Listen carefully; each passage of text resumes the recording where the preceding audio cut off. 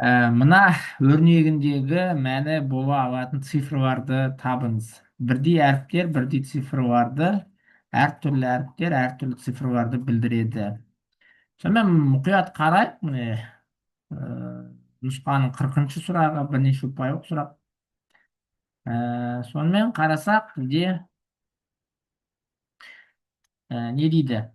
Біріншіден 41-ден 19-ды азайтайық. Одан кейін аны бүйтіп жазбасақ қараңдар. Атсы, демек бұл атсы деген а мен сінің көбейтіндісі емес, бұл екі таңбалы сан деген мағынаны білдіреді. Азайту 25-тен 1 АБ.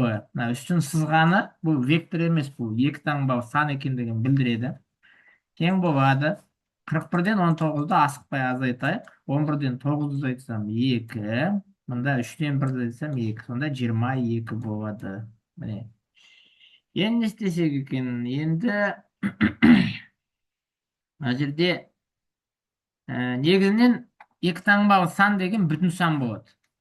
Екі таңбалы сан бүтін сан. Мынау да бүтін сан. Бүтін саннан бүтін санды алғанда 22 шығады. Сондықтан ал АБ деген екі таңбалы сан. Ол 25-ке бөлінетін екі таңбалы сан.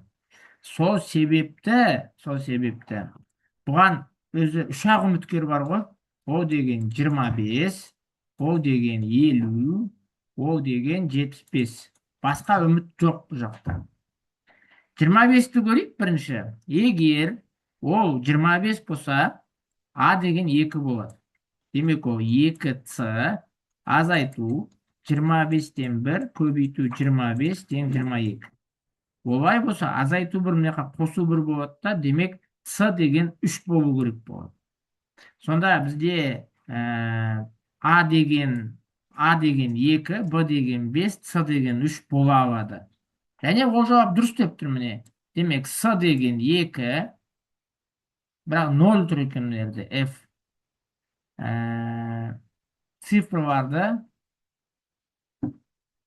2 бола алады екен мына жерде. Өрнегіндегі мәні болатын цифрларды табыңыз. 2 бола алады, бірақ бізде тағы да варианттар бар. Ол мына 5, 0 дегендер. Бірақ 0 деген қалай болады екен бізде? Бірінші жауап жазып қойықшы. Бірінші жауап бізде А тең 2, Б тең 5, С тең 3. 23, мынау деген 23 болады, а мынау 25 болады. Минус 1, минус 1-ге 23 қоссам 22. Бұл біздің бір жауабымыз. Келесі 50-ді қарастыратын болсақ, бізде былай болады. 2С азайту 25-тен 1 көбейтем 50 тең 22.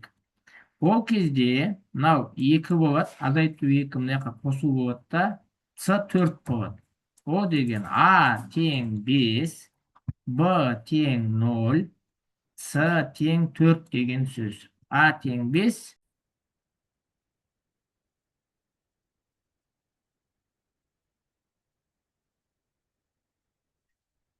жалғастырайық.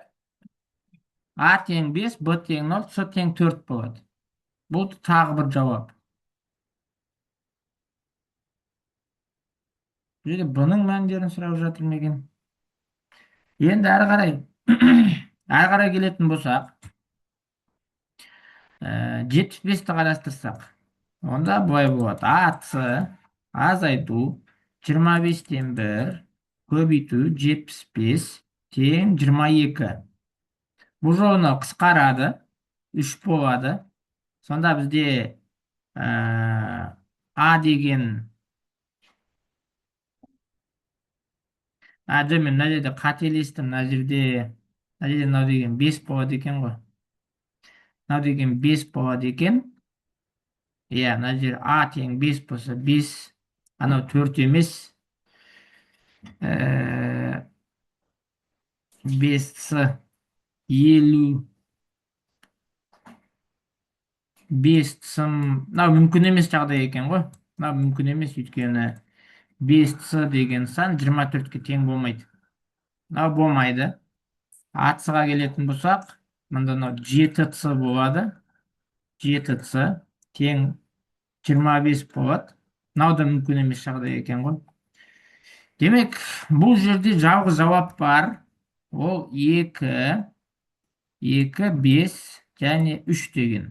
2, 5, 3 деген жауап болу керек. Бұл жерде бізден тағы да қате кетті. Мынаны жөндейміз. Жалпы есеп бірақ осылай шығады.